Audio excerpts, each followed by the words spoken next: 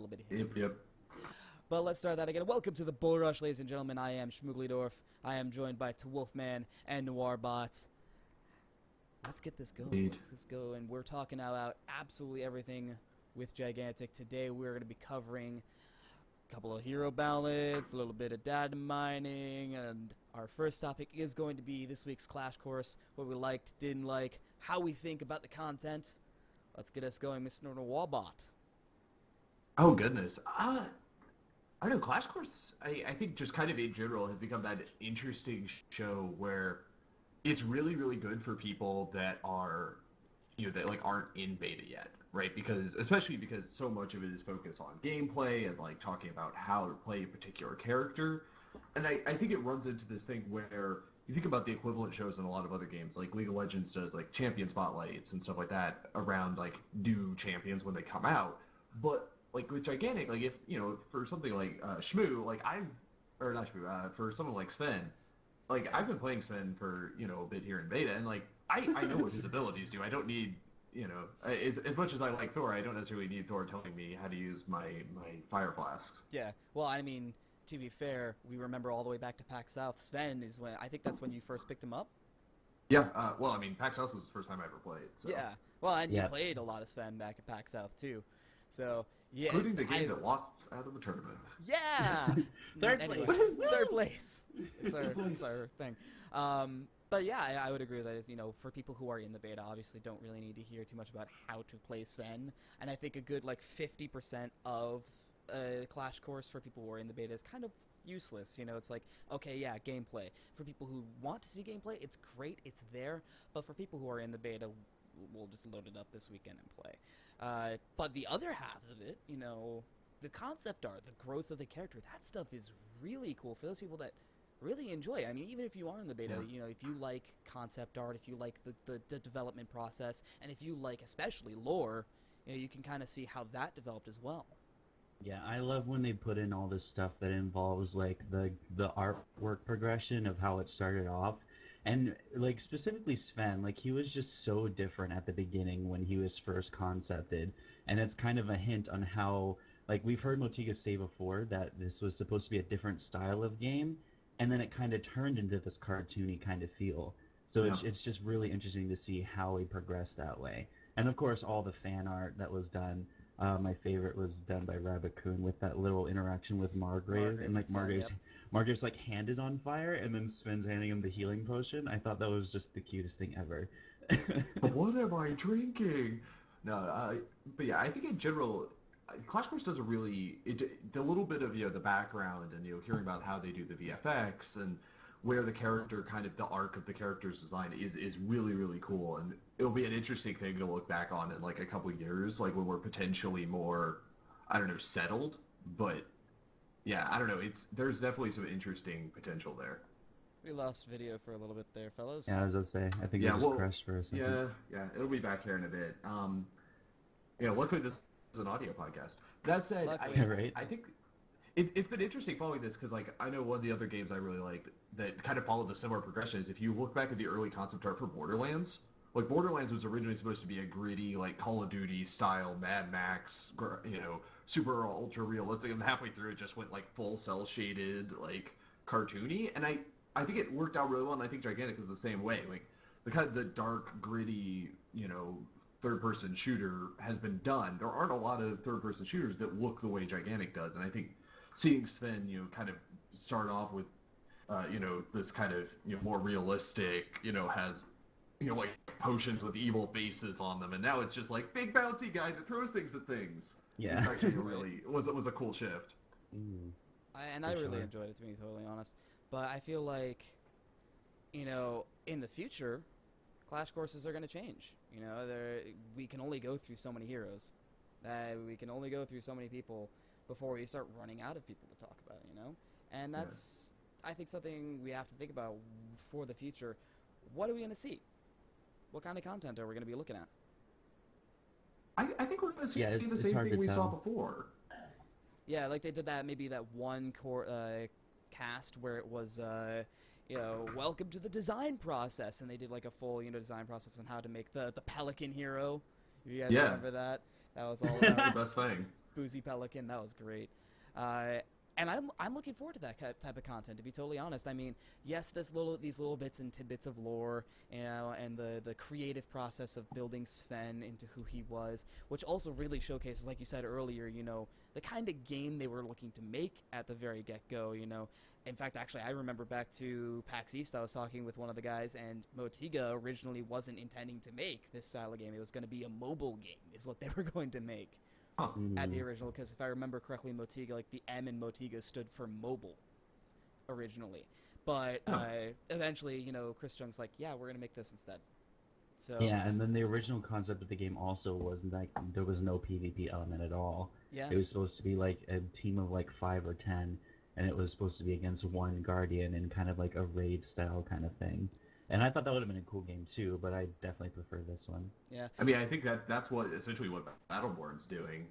Which, yeah, I don't know. We'll see how that works out. I'm still a little skeptical about that model working, but yeah, I don't know. We'll see. But really, for future content when it comes to that sort of stuff, I mean, I'd like to see more. I'd like to see more, you know, I guess a little bit more of how they make characters and how they come to fruition. But what I'd love to see more of is a little bit more discussion on, you know, the world. Because, I mean, from my perspective, you know, coming from Dawngate, the lore and the world that we are in was just so beautiful. And it really drew me into the game and wanted me to play more because I had this perspective on what am I doing? You know, why am I here?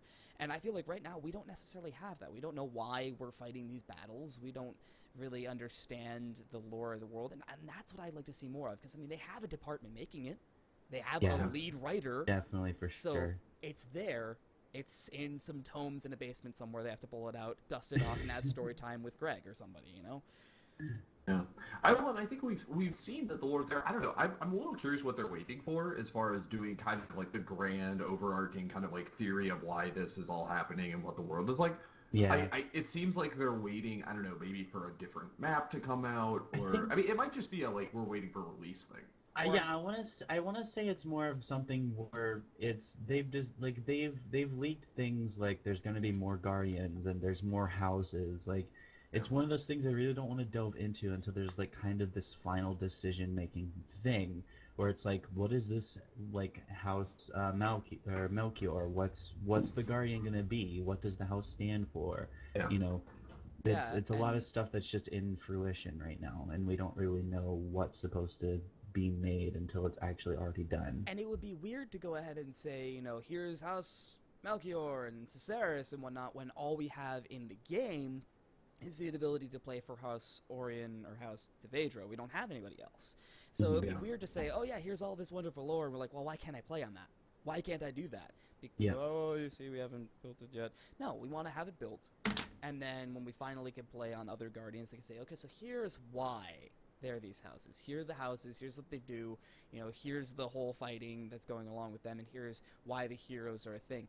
And I'm looking forward to that specifically, but I don't know, and this may be me, I feel it kind of strange that the heroes we're playing, the characters that we, you know, are looking at, aren't really attached to anything when it comes to that. You know, it's the houses are fighting, but we're the ones fighting for them. I mean, they've gotten into that somewhat. I mean, both with Tripp and Sven's backstory, like they especially delved into their relationships to Devedra and to Sarius a little bit. You know, I think we're getting the hints of it, and we're gonna see more come out of that at some point. Yeah, but and it may also be, you know, a little bit of like every hero has their own reason to fight. Like Vodin, he's not associated with any house that we know of yet, but he has his own reasons to fight. He's protecting the forests. Mm-hmm. They're kind of all just like mercenaries that just kind of get picked at one point. It's just like whoever has the better reasoning, whoever pays the most money, whoever offers whatever, and it's like you really just want to know exactly what's going on. Because I'm going to go back to what Dawngate said, what Shmoo said about Dawngate. Like everyone had a specific reason. Of course, sometimes like you know characters argue, and it didn't make sense for like Fenrir and Freya to be on the same team sometimes because they're immortal hated enemies. Yeah. But like, you know, everyone was from a specific region. Everyone had a backstory. Everyone had a reason to go and fight and get this power for whatever reason they wanted to use it for. And like that's something that that's something I'm hoping to see more development of, because it was so interesting. It made the game so much more fun to play because the characters felt real. You're putting yourself into this character and you're making that character better because you want to, see them grow and develop. Yeah. And really, when it comes to that kind of content, I think there's a lot of people that are looking for that style of content for this game. Simply because, again, there are a lot of people that were playing Dawngate and no longer are playing Dawngate. So they're like, I want something that matches what I played, and that's fine, but I think there should also be, everything should be taken with a grain of salt, because this is a different company. This is, they have their own plan, they have their own ideas, and I'd like to think that whatever they bring is going to be a fantastic adventure. Yeah, there's definitely, Motika definitely seems to have a philosophy of we'll get it when we're ready. And, sometimes they're not ready as fast as we like, but, I think there definitely is a matter of we're gonna wait, and when it comes, it's gonna be awesome. Like, whenever we finally get around to having the, grand architecting theory of war for Gigantic, it'll be cool and it'll be interesting, and I think we'll be in some way glad we waited, or at least I certainly hope so. Yeah. But, and going a little bit back into what we were saying before is, content that they could also be bringing. Maybe they'll talk a little bit, with Greg in the future. If you guys don't know, Greg, our lovely lead programmer, might talk a little bit more about the math and the structure behind the game. Maybe they'll bring Kate on and do a big, how did we build this map? What were we thinking about? And do, development stories from that aspect. And maybe do a little number crunching on stream. Maybe we'll have a little kind of theory so this is kind of what we're thinking about, and maybe it'll come in, we don't know. Maybe they'll do that sort of content, which I think would be, at the very least, interesting. It would be really cool. Yeah. And you can also tie that into lore stuff, because there is an article that's posted on our website that I edited a little bit that talks about the background of the canyon map. And the canyon map is soon to be called Ghost Reef. It's just canyon, really? Right? Yeah. Yeah. It's really interesting. Huh. It's it's a dried up trench that was in an ocean. That's why it's kind of two walls like this. So it's one of those things you'd see in Finding Nemo. And it was oh man, that is so cool. And then they're ghost fish flying around or something. That's why you see all those giant the mantas flying around, and then there's that the one jellyfish section in the caves. Yeah, the one section of caves has the jellyfish going around, and those plants that are kind of there. That's really cool. Yeah, and it's man, what are they going to do with that? Because we've heard. Even going back to what they were saying before, in that same interview, it was an interview with one of the developers. I can't remember who it was, but he was saying, he was saying everything's in a state of flux. We call it canyon because that's just an easy thing. It looks like a canyon, but everything's in flux. It may be called Ghost Reef, and that's kind of what we look like they're going to be doing with it. But it may end up being something completely different. They may say, Ghost Reef is kind of cool, but let's get rid of all the ghosts, change them to something completely different, and go in a completely different direction. I hope they don't do that. I love the ghosts. I do too. They're my favorite part of the whole map. And I'm really looking forward to the expansion of all of the lore and all of the changes to that, and eventually maybe Mistforge coming back. We can't play it now, but it was out there, it was there before. What are they going to do with that? And what's the lore behind that? What is Mistforge? Why is it there? All these things as well that can come to light later with all that, and tons of content that can come from there. Why does the water drain when they break the wall? I don't understand. Physics, how does it work? But moving right along, Clash Course is always going to be great, always going to be fantastic, and they may never actually call it Clash Course again. Maybe it's just something that'll recur every week. Maybe we'll have a new stream. But something that will always be staying the same is hero balance, the ongoing process of how things are in the game. And right now, beta testers, streamers alike, and there's been discussion on the Reddit, there's been discussion in the forums. Tripp and Imani, specifically Tripp, the strong, considered a overpowered or strong character in the game. One of the biggest complaints people have with Tripp is her ability to just completely pressure one side of the map without having any reason to have that, without having any reason to worry about it. She can get behind the enemy lines, go ahead and pressure on, a back point, and at least one or two people is going to have to go back there and deal with that, but she could just quick get out and move somewhere else. That, and her ability to just infiltrate an enemy team, one and done someone, and get out without worrying about it, is always a big concern. So, I don't know, my opinion on Tripp in general is that we're in this weird spot where there's a lot of people who are good with Tripp. A lot of the biggest, flashiest players are really good with Tripp. And so it's something where, if you go look at streams right now, Teldo has been streaming on and off, and Teldo's an amazing Tripp player. Same with Quick. A lot of the people that are in the partnered streamer program are really, really good with her. And so I think a lot of people are getting this impression that it's like, oh man, Tripp is incredibly good and unstoppable, because she's one of those heroes where it's very easy to get a point with her skill where you're good enough that people don't know how to counter you. And then, it's easy to get to the point where you're good, and then everyone else has to catch up to the point where they know how to deal with you again. Yeah. And that gap in there is, I think, where we are in beta right now, is you've got a lot of these players that have been in since alpha, that have been playing around for a really long time, that are already way above the I don't know how to deal with this person playing Tripp point. And then you've got a lot of new players that are coming in that are like, I don't understand how to deal with Tripp. And, some of this is definitely, there's been some balance changes, that we've seen in between, some of the earlier PAX builds and what we've been seeing in beta. But, I don't think there's been that heavy of a change. I'm trying to remember even, during the show match at PAX Prime, if either of the teams ran, I think they both did. But, it wasn't an unstoppable force. Both of them were, good, but not unbeatable. Yeah, and a competitive aspect, I would agree. Tripp doesn't make as huge of a splash as she can.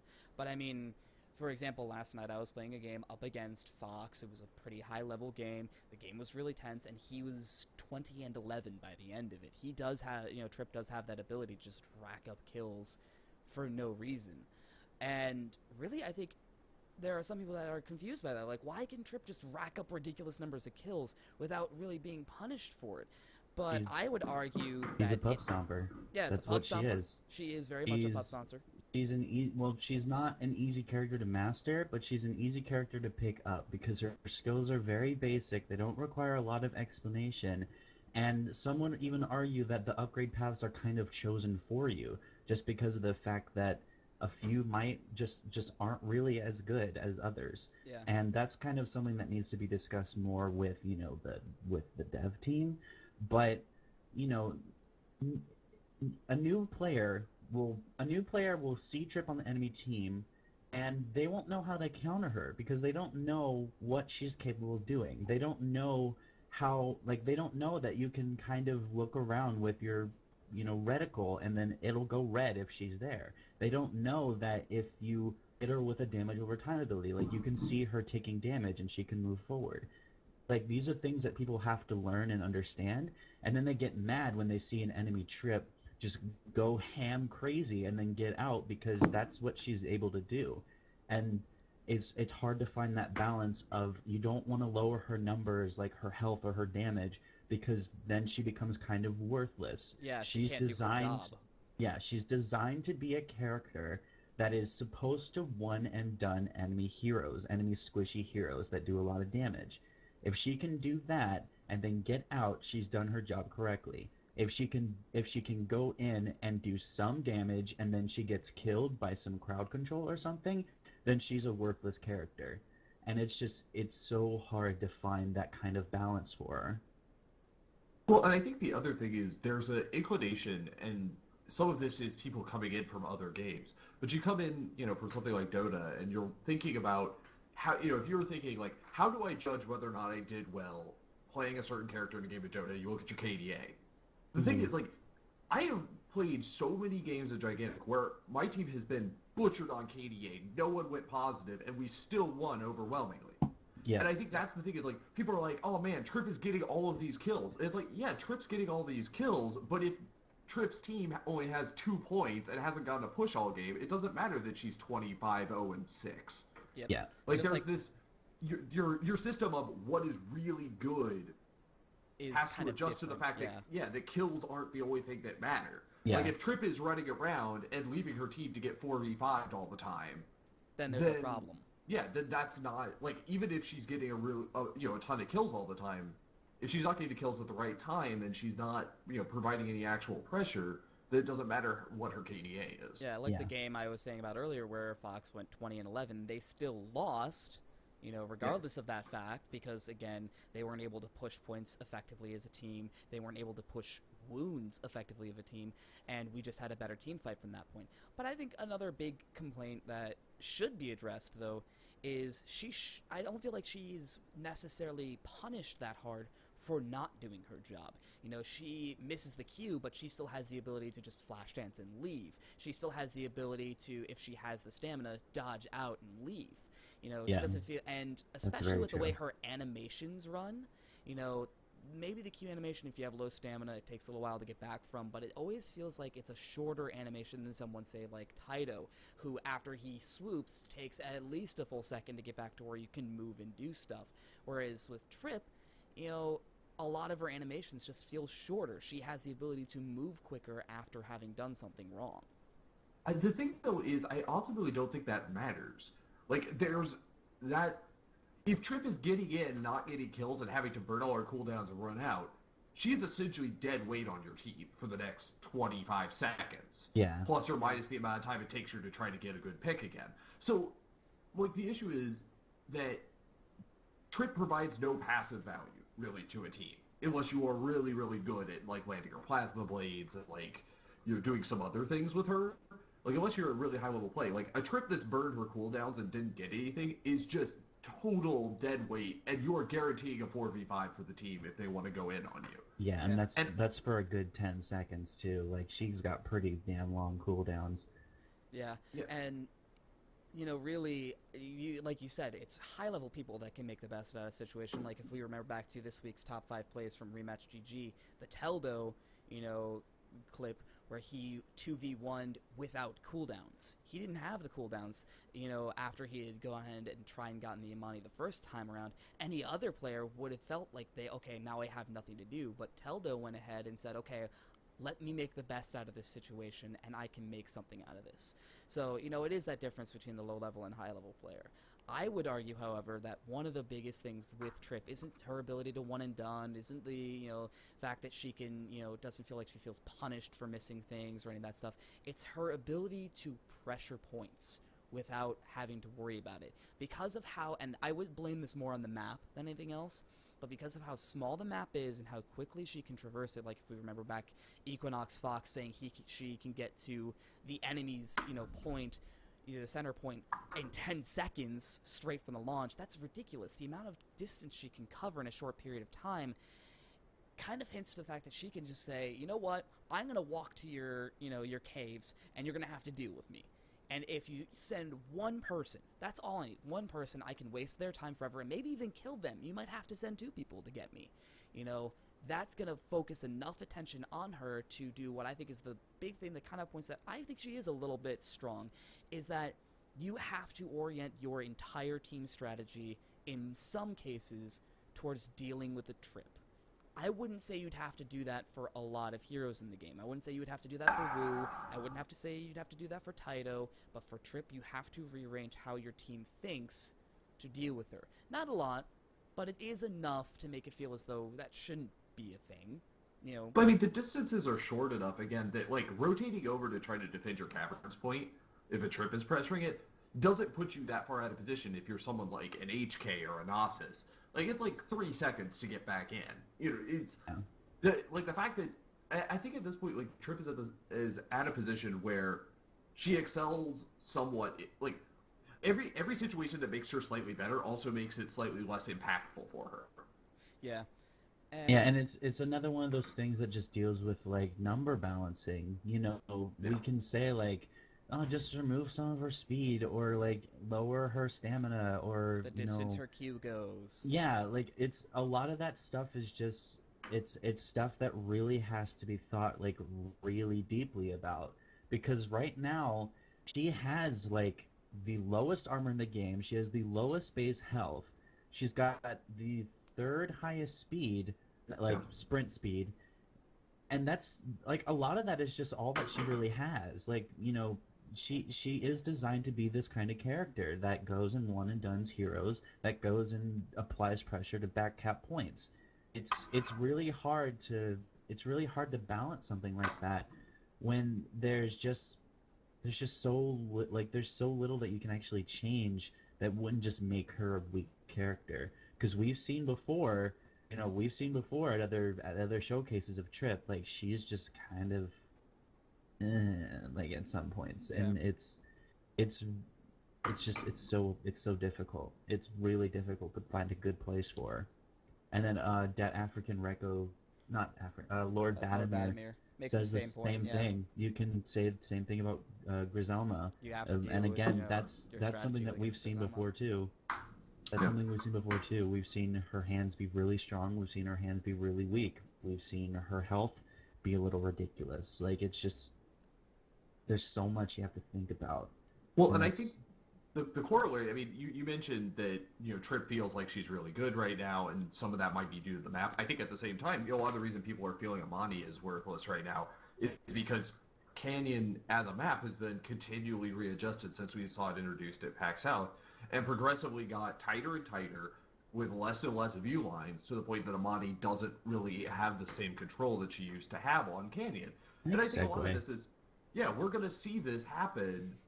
You know, once we start getting larger maps back into the pool, I think we're going to see Imani start to come back and forth, and I'm totally okay with that. You look at a map like you look at a game like Heroes of the Storm, and there are totally characters that are really, really good at certain maps in Heroes of the Storm and really, really bad in other maps. And I have absolutely no problem with having a character like Imani be someone that, like, okay, well, we're playing, you know, in a tournament, it's best of 3, like map 1 in this best of 3 is, you know, some really large map. Okay, we pick Imani here. You know, game 2 is on Canyon. Okay, well, you know, now we're just not going to pick Imani. We're going to, you know, swap it out with HK or Voden or someone that isn't as hindered by having that long range. Imani does suffer by, again, being a very, very single-focused character. Yeah. You know, she is sniper. That is it. Like, all of her abilities are support abilities to her being an effective sniper.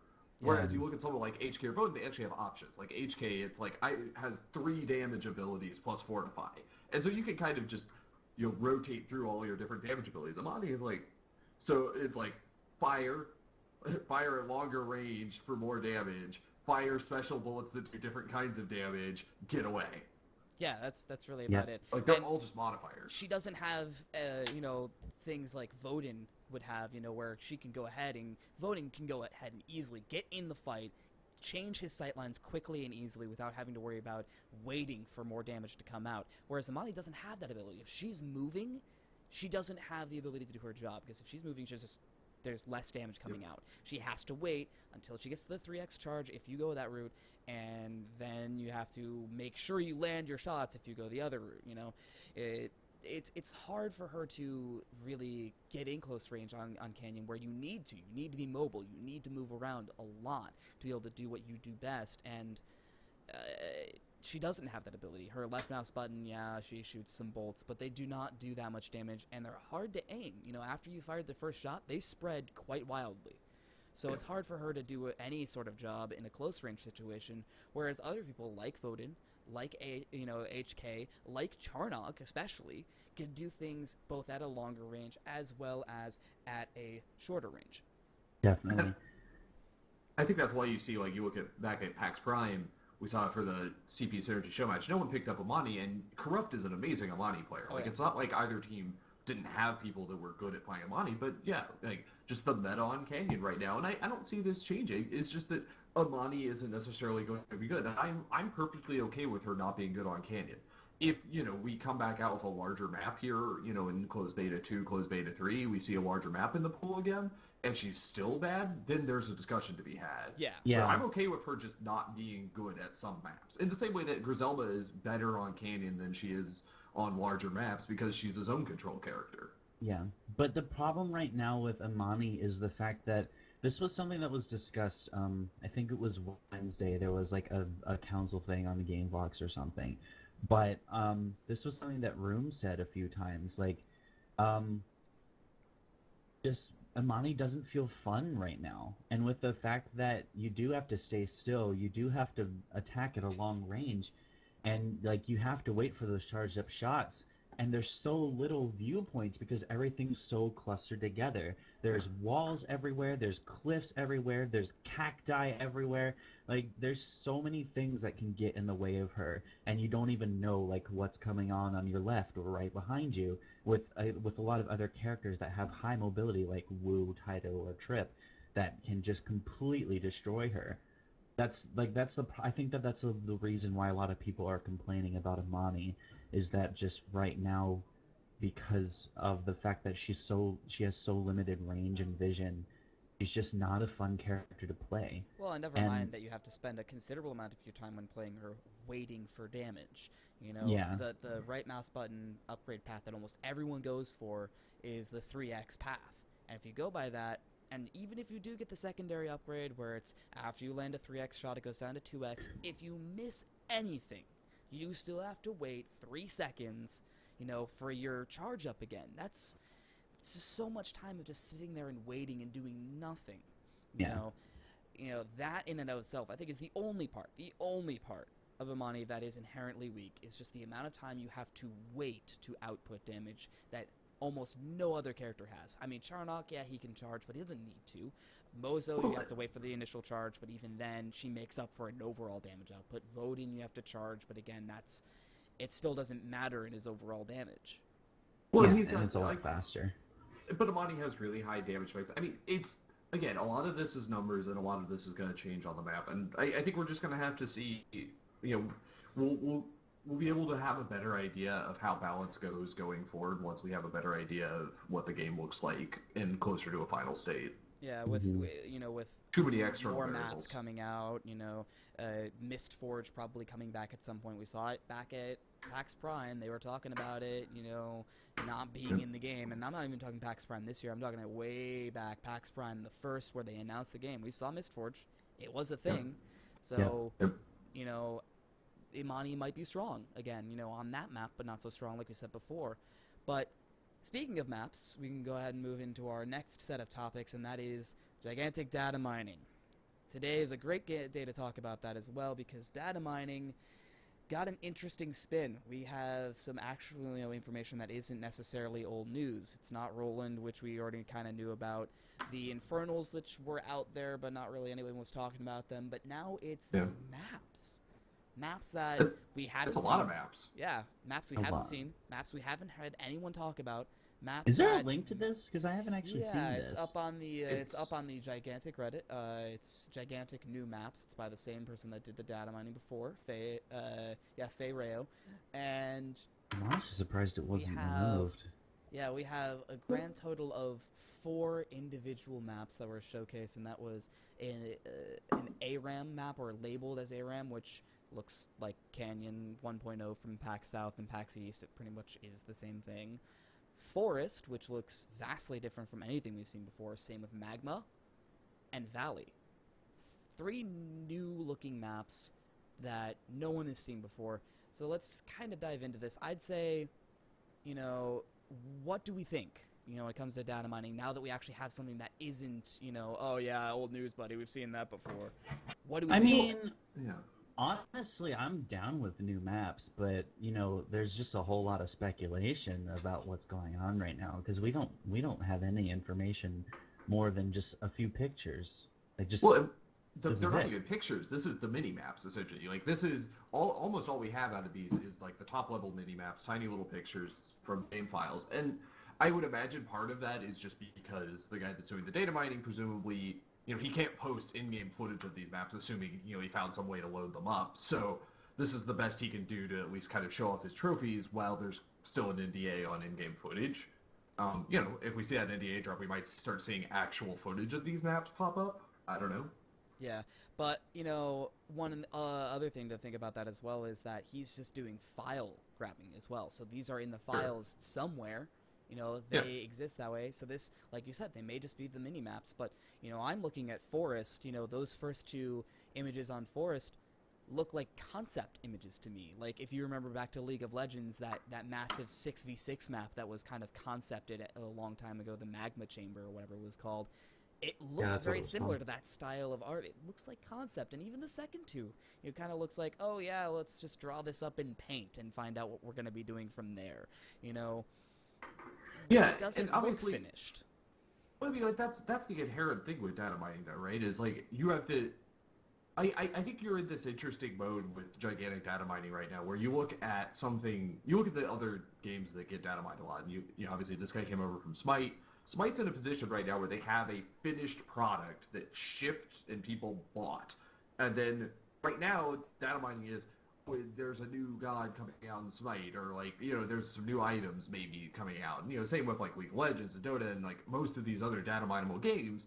You know, it's like little sneak previews of upcoming patches. I think Gigantic is still at a point where it's so early in the development cycle that a lot of this stuff, we don't have any clue whether or not this is going to be something that's going to make it to a final product. Mm-hmm. Yeah. Whereas, like, if you see something pop up in, like, the test environment for League, it's pretty logical to assume it's eventually going to make it to the final product, because, like, they have so many layers of internal developers, internal testing, that, like, anything that even makes it to the point where it's shipped to your computer is probably, like, you know, a month away from release. Gigantic at this point, like, it's entirely possible that these are maps that never will ever exist. They might only be a mini map. Like, it might literally just be concept art that somehow ended up in a folder somewhere. Yeah. I mean, when you look at it, only one of them looks like it's something that may have been finished at some point, or may have developed, and that was Valley. I mean, that's the one that looks like the most like an in-game mini-map to me. I mean, the map that we see when we play Canyon, it's got that same art style, it's got that same look, it's got the points marked out on it and everything, but I think the other ones, I mean, ARAM, it's Canyon 1.0, we know that was thrown out, you know. Forest, none of that looks like it's anything that's being used in-game. Magma, to me, you know, almost looks like they screenshotted a sky view of it and just threw that in there like, oh, we might work with that later. But yeah, I would agree, you know, a lot of these are just concepts, or may be concepts. We don't know. They could come out later and be like, oh, yeah, we're going to release all 3 of these. You know, we're going to have 5 maps coming out to release. Oh, my gosh. You know, and that may be a thing, but I think, crazy. You know, going on to discussion that came out before, you know, that a lot of this is a lot of hype over something that may never be anything. It may just be something that, and that's dangerous. That is very dangerous. But I think it's a good thing in one sense, and you kind of pointed this out before we had a discussion where you said, at the very least, this means that Gigantic will have to, or Motiga will have to start actually sanitizing their builds. Only putting out the information that is polished, is ready to be consumed by the masses. You know, whether it's activated or not, like with, you know, Roll-In or Mistforge, you know, if that comes back to a light, it's like, oh yeah, we're not going to use this until later, but here's kind of a sneak peek of it. It's there, we're getting ready for it, and this is kind of what it's going to look like, you know, that sort of a thing. I'd be fine with that, but, like, you know, these things, we don't know if they exist. We don't know if they're ever even a thing. Yeah. Well, and it's been interesting. You talk about, like, the way people have been reacting to it. Like, there hasn't been that much, like, oh my god, hype, you know, look at all these fancy new things. Really, the reaction has mostly been like, screw you, like, get out of here, why are you doing this? Yeah. Which is kind of an interesting thing. Like, I almost feel bad for the guy, because, like, he's coming in from, you know, Smite, where, you know, if you're looking at, like, Smite or League of Legends, it's like the new, like, oh hey, we, like, data mined these new skins, or we data mined, like, all these new items. But and then everyone's so Legends, happy about it. Yeah, like League of Legends, they practically just use data miners as their patch release system at this point. Like, they're just like, you know, like, we're not even gonna bother writing up what any of these things do. We'll just, like, someone else write up all the numbers for it, and then, like, when we do a patch release, it's just like, hey, we got some new items, here's their pictures. Like, you already saw all the data, we don't care. You know, and also here's actually what we did and the reasons why we did it now. You know, that's what they'll actually show is, like, for every patch that, like, League will do is they'll say, this is why we did this. You already know what we did, but here's why. And, you know, it's expected for that, but, like, it feels like at that point they just hire data miners to do it for them, and then just been like, hey, you know, they're already doing it for free. Like just basically, show this stuff. Like, but for Gigantic, we're not at that point. You know, Yeah. we went over that a little bit before. We're not at that point yet. We don't have a finished build. We don't have, you know, a live, you know, always 24 hours on released environment to playtest on. We have a beta environment, and it's always been said before with almost every single beta game ever, this is not a finished product. Nothing you see is representative of what may eventually be released. We don't know.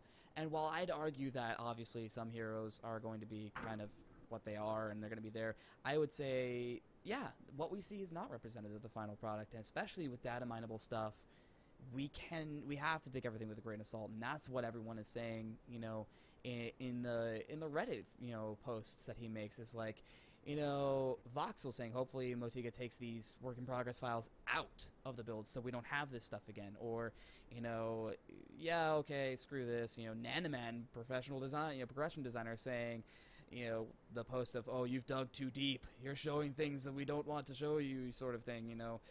I don't have any sympathy for Motiga around this, honestly. Like, oh, no. I mean, like, on the one hand, like, yeah, sure, like, maybe they didn't want this to eventually get out, but, like, at the same time, you put this in a patch and you installed it on my computer. Yeah, like, that's very true. Like, if it's like, oh man, like, we didn't want you to see these maps, it's like, then why did you take up like 50 gigabytes of my hard drive space with these maps and make me download them and make the patch larger? Like, you have, like maybe, okay, yeah, you know, maybe you're used to like working in an alpha environment and just like, oh, you know, whatever, we'll ship this patch out real quickly, you know, let's do it easy, like, you know, whatever, we'll eventually implement this map, like, let's just keep the folder around. But it's like, no, like, you're releasing what's essentially a production game. Like, there's, you know, thousands of people that are downloading this. Like, minimize the size of it, pass out what you actually want to, and get in the habit of doing this for when you're actually going to have a released game. Like, you know, we can't be more than, like, 6 months away from a final release here.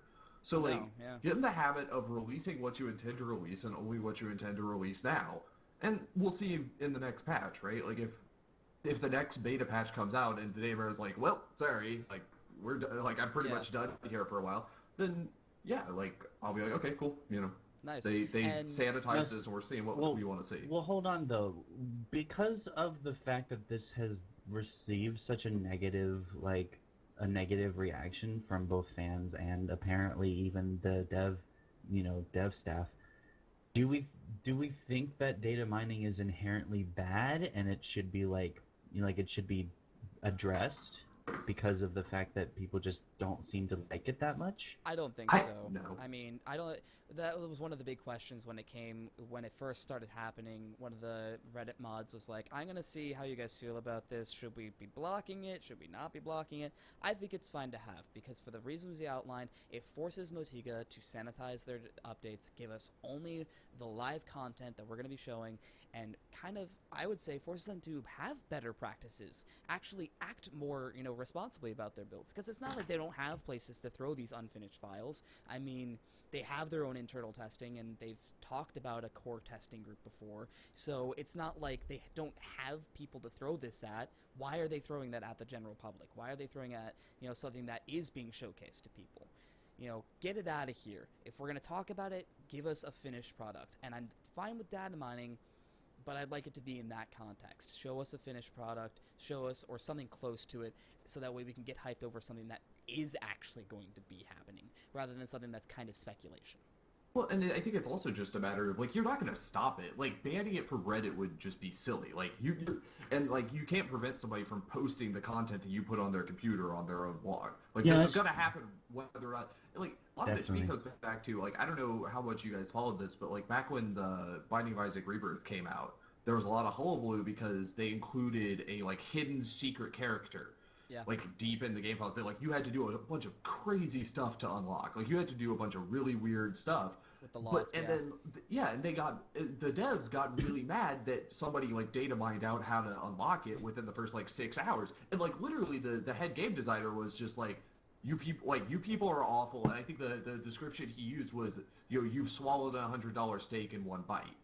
Like, I wanted you to, like, have this meted out to you in, like, slow pieces. And it's like, on one hand, like, sure, I can respect his, you know, like, I want to have the game, you know, be released and played and the experience the way I want to have it experienced. But at the same time, like, people are going to do this. This will happen. Like, if you didn't want people to figure out how your game worked, like, obfuscate the hell out of your code. Like, don't put any achievements around this. Leave no hint that this even existed. Yep. And then, yeah, maybe it might be, like, a month before someone even thinks to look for it. But, like, you know, if you're releasing a game to the general public, expect people to uncover all your secrets. Yeah, expect it to be seen, expect it to be talked about, and expect it to just be shared and shouted to the hills, you know? It's like if in Gigantic they decided to, you know, behind the scenes make an achievement that gave you 3,000 experience for doing it, and it was get to this place in the game, you know? But you would never do that normally. You would never look for that. You would never try that. And it's like, oh yeah, we'll put a little Easter egg in there, and then it was data mined out, you know? Don't do that. Yeah, and you know, going with, you know, Dead African Reco saying it's a learning lesson for them. You know, they are a new company. They need to go ahead and take this, you know, as a point where they have to change their practices. I would say they should, you know, sanitize your builds like we said before, and we can hash this over so many times, but sanitize it out. Make it a finished product or something close to that. Then we can deal with it from there.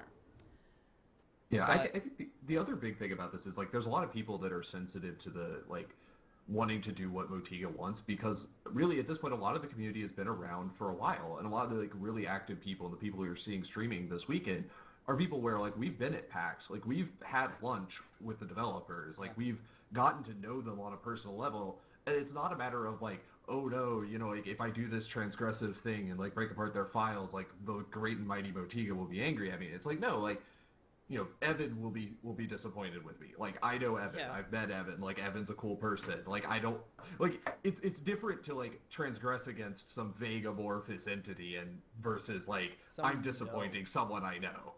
But even then, it's not necessarily like we're disappointing them for doing it, you know.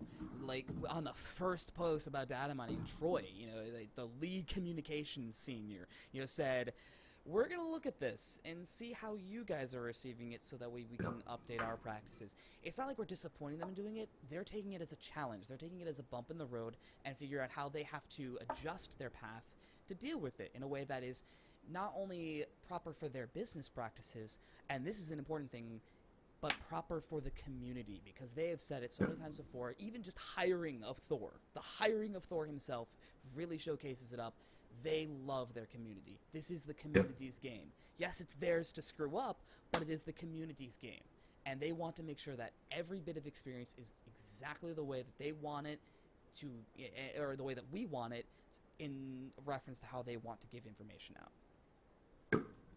So, you know, exactly like Bort said, you know, I'm not angry, I'm just disappointed. And, you know, it'll be interesting to see how builds get sanitized or how business practices change and how Motiga comes around with this. But honestly, I think that they don't need to take this stuff out. They don't need to get rid of data mining and block it and say, no, screw you, you can't do that. You know, how dare you do this? No, it's going to happen. And they should say, okay, go ahead and do it, but we're going to make it harder for you. We're going to give you what we want and make you work to get it. Yep. Moving right along into our last topic of the day, there is absolutely no segue that can get to this, is with one of the reasons why we're able to be, well, not us specifically, but the other gigantic streamers that are out there actually playing gameplay is there, and that is the Streamers and Content Creators Initiative. The ability for people who have been with the community for a while, who've been with Motiga for a while, you know, having the ability to stream the game and create YouTube content before anyone else. And even, as we've been seeing, have beta keys to give away. And it's not any small number.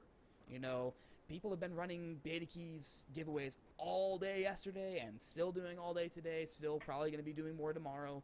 You know, it's a thing. And we've been seeing people on Twitter doing giveaways, people on Reddit doing giveaways. They've been giving a lot of keys. And honestly, you know, as a member of the Streamers Initiative, I like it. It's nice. It's a good way of saying thank you for being there. But honestly, I think there's a little bit of a weird place there. You know, why are we saying that these people are special? Why are we saying this? I mean, they've been here before, but does that mean that anybody else in the community isn't necessarily special? Isn't necessarily good? Like, Wolfman didn't get in it. Is he bad? No, he's not bad. He's a great member of the community. You know, is it good that they're giving other people this ability to just be like, we're the special people. We were here first. And are we going to see something like what happened with Smite game, where content is filtered through these people rather than through a large base of anybody and everyone who wanted to get into it. Yeah, I feel like that's not going to be a thing that happens, mostly because of the fact that Thor is mentioned many, many times that he doesn't want it to be like a broadcast specific on the Go Gigantic channel, Twitch channel. Like, it's not going to be like just a small little, like Smite game, basically. Yeah, a small little clip of maybe 6 or 7 different streamers that just stream the same game at specific times of the day. Like, that's not what he wants. He wants everyone to go and do what they want, stream when they want, and some people did get in and some others didn't, and that's, it's a little bit kind of, but for the most part, they want people that have been here for a while and show a positive impact to the community. They want people that they want people that they know will showcase the game well, that have a passion for streaming, have a good following, or even don't, and just have good quality. Yeah, and they just want to see people grow, and when that happens, it's good to look back and be like, hey, these were the guys that started it all. Yeah. And of course, there's been an argument as well as like, even if they didn't do this kind of starters initiative thing, people could just stream whenever they wanted to. People that already have like 10,000 followers or whatever, like, yeah, they can stream the game, but people are going to go to people that have keys.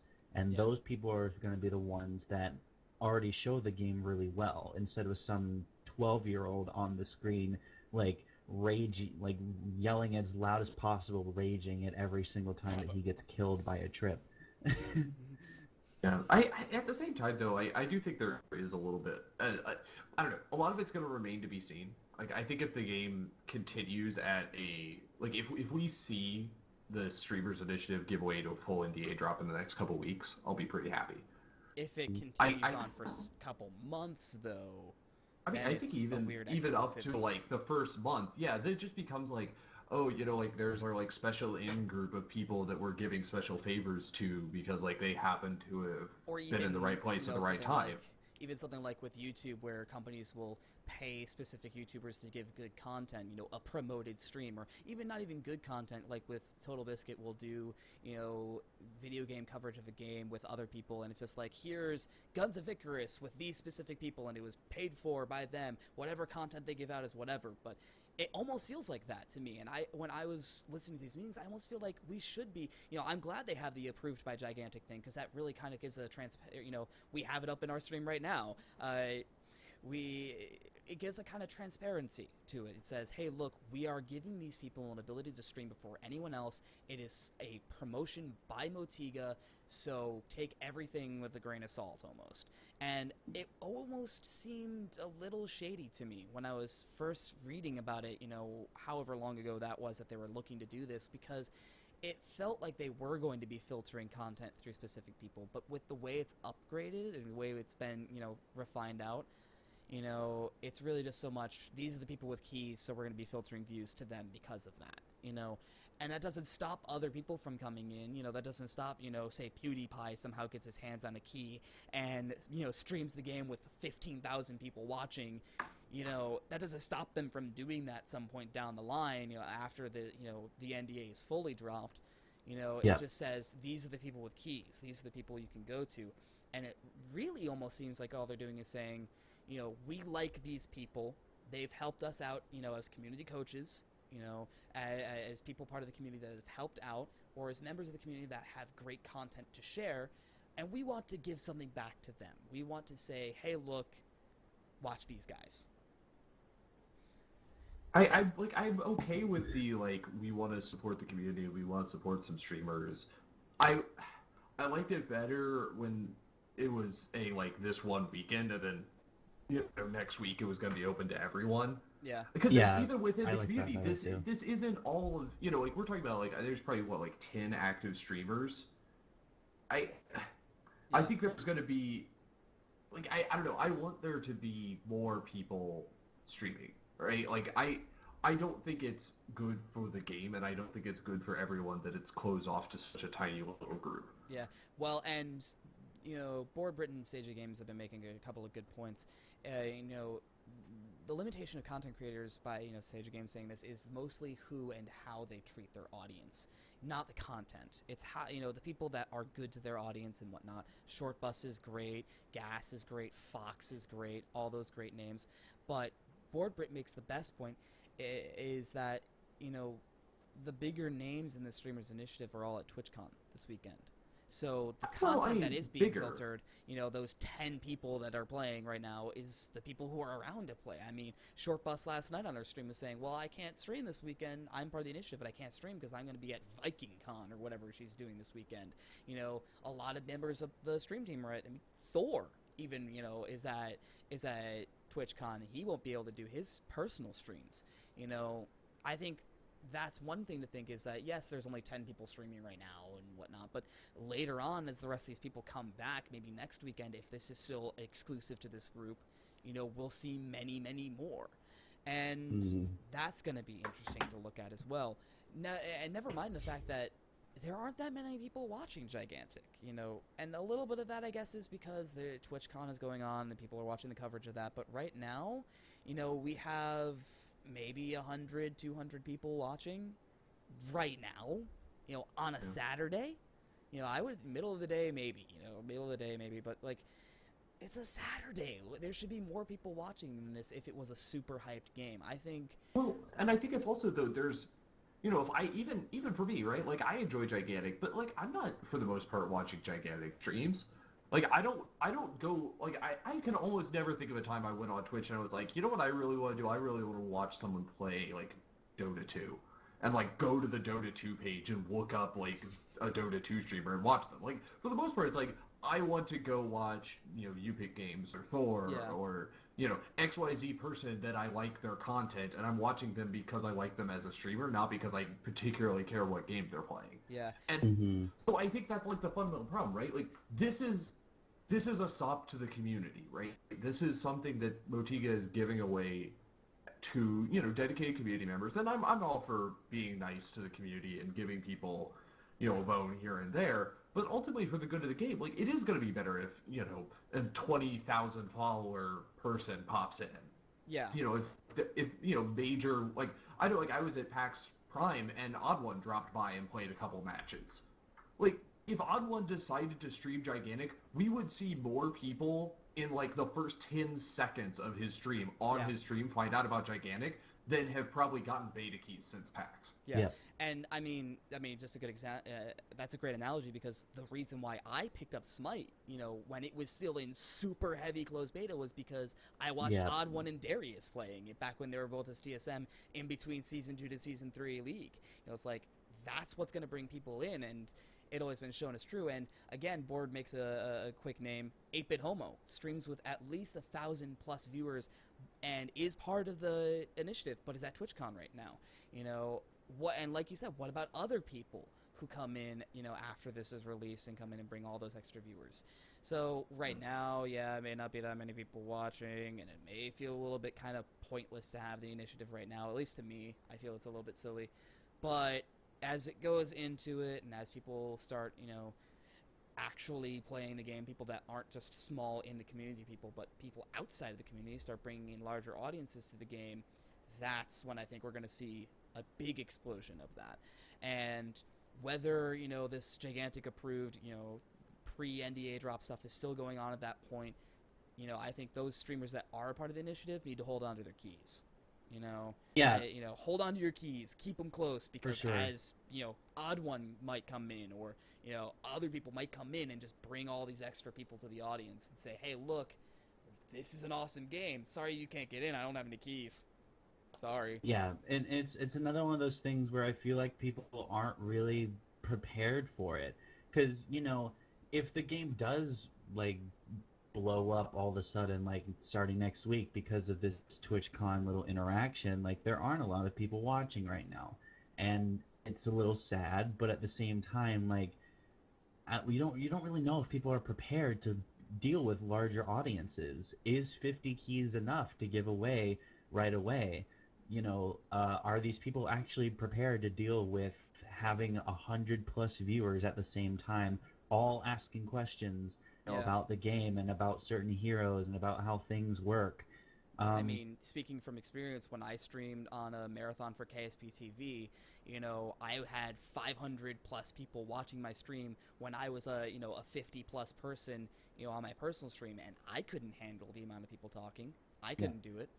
Like I was kind of lurking around on a few channels yesterday. Gas Mask, Fox, Corrupt. I stuck in with Zappo a few times. Like, there were a lot of people that were hyped. Like maybe about half of them were already people in the game, so they didn't have a lot of questions. But like there were still a lot of people asking like, how do you play this? Like how can I get in? How does this work? How does that work? It's just there's a lot of stuff to really think about, and it's hard to know for sure if these people are going to be ready for that, if that were to actually happen. If a several thousand person audience was to all of a sudden start watching Gigantic. And that's something that I'll be seeing going into the future. Last couple of comments here from the chat. Hopefully they increase the number of streamers going into the next week.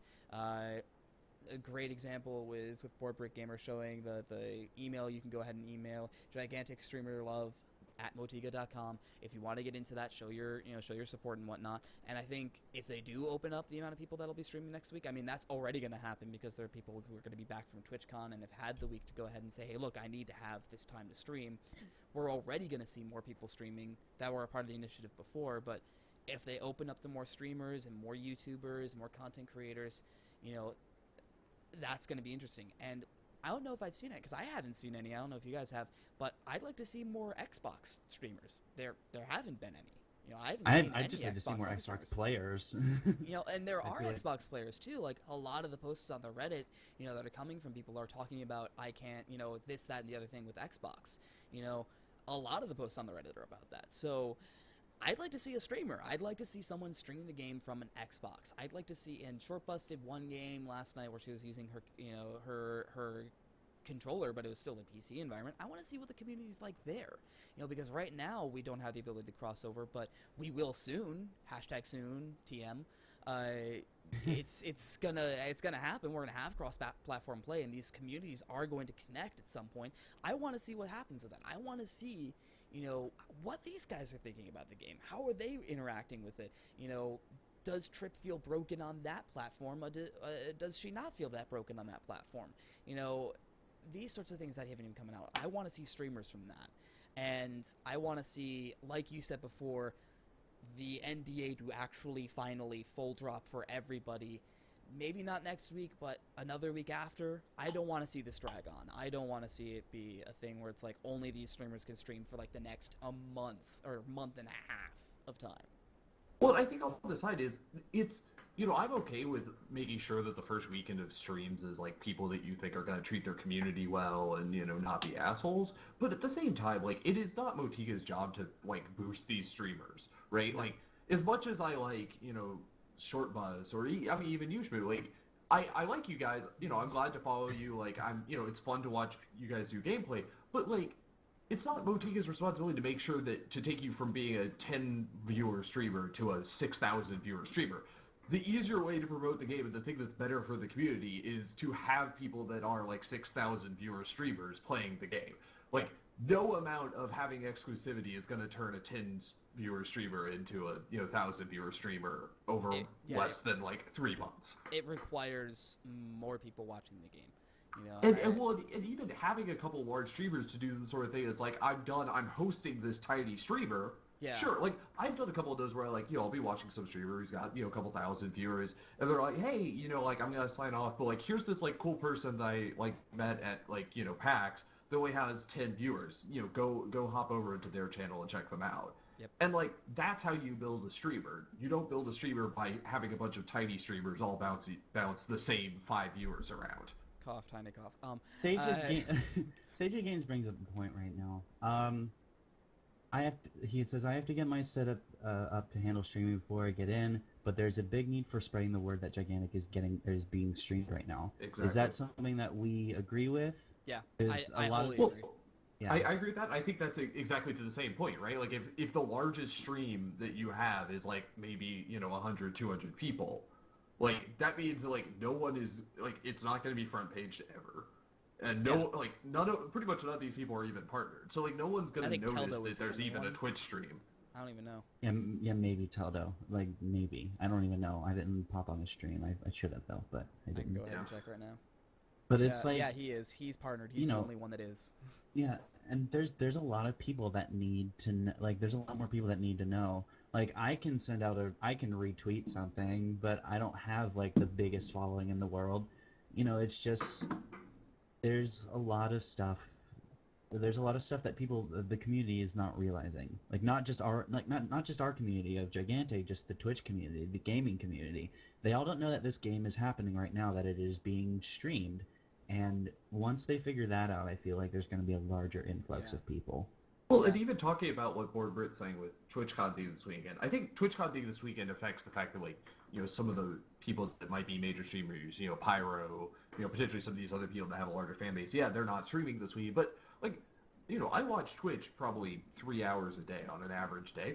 I'm not watching into the TwitchCon streams. It's not detracting from it. If anything, I think the fact that TwitchCon has pulled out a lot of the bigger streamers means I'm more likely to watch some of the smaller people I follow. That you don't usually watch. Because like I have a couple people who are like they do a regular Saturday show that I like to watch, and it's like, well, they're not here this weekend, so I guess I'm just gonna watch like random stuff that I happen to be able to find. Yeah, like I'm followed, and this isn't really a good example, I guess, because he's not a smaller streamer, but like. For me, I don't generally watch Professor Broman, but he's streaming right now, and he's really one of the only people other than these Gigantic streamers that are streaming right now, so I might as well follow him, watch him. But, it's that sort of feel. Is like, I get what you're saying, like, that these streamers that are away at TwitchCon aren't pulling their fan base anymore, and that fan base generally has to go somewhere. They're not just going to sit, okay, well, my streamer's not here, so let me just, twiddle my thumbs all day and not do anything. They're going to watch somebody. But, even then, we're not going to see an explosion of viewers on any game simply because somebody else isn't streaming. It's not going to happen unless they already know about the game and they're like, well, I don't usually watch this game, but let me play it. But nobody knows about Gigantic in that sense. No one really does. So, I think it's funny right now that we have the biggest viewing we've had this entire time, and we're actually almost done. Yeah, we are actually almost done. Makes me a little sad. But that is fine. The entire video is going to be uploaded to YouTube for people who missed some discussion, wanted to check it out later. And this actually is a great segue into the ending here. As well as, of course, the audio files I have been recording this entire time. So that is going to go ahead and be up on our website, GoGigantic Unleashed, or ggunleashed.com, if you want to go ahead and check that out. Please do also remember that this is going to be happening every week, so mark your calendar, 3 p.m. Eastern Time. That's going to be noon Pacific or Motiga time. You can do the math from there. Do also follow the Twitter, GG Unleashed, at GG Unleashed. We have all of our up-to-dates. Follow our Twitters. Follow our Twitters as well. We'll have updates on what we're doing, and what we may be talking about this upcoming week, say, hey, what do you guys think about this? Maybe it'll get into the podcast later that week as well. Also, feel free to subscribe to the YouTube channel as well, so you can get that content coming up all the time. Follow our Twitch channels. To Wolfman's the same as his name. Mine's the same as my name. Noirbot is the Noirbot, so twitch.tv/the Noirbot. But or actually, not on Twitch. Twitch is just Noirbot. Oh, okay. So yeah, it's just Noirbot. So go feel free to follow those as well. Yeah, you always stream, right? Yeah, you're always every single day. He's one of my favorite people to watch. Yeah. Oh, there we go.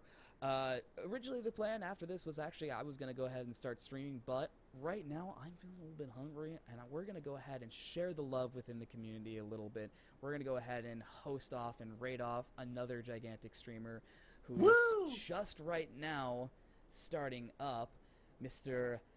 WPG Fox from Rematch GG.